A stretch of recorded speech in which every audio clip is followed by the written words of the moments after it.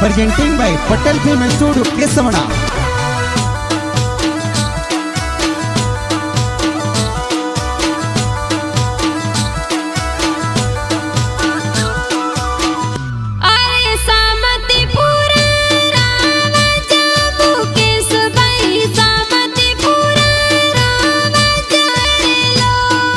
सामतीपुरा रोवा जो रोहित भाई पूजा बेन कागज में लियो रे लो।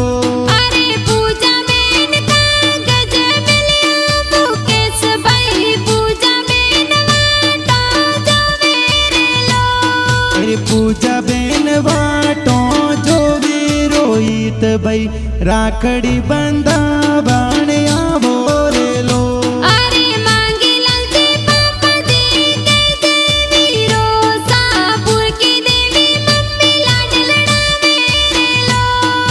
सोदरी जाती के जे बेनड़ मारी जालोर सीटी के जे रे लो।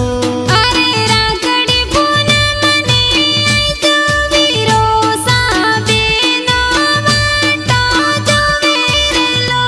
अरे राखड़ी पूनम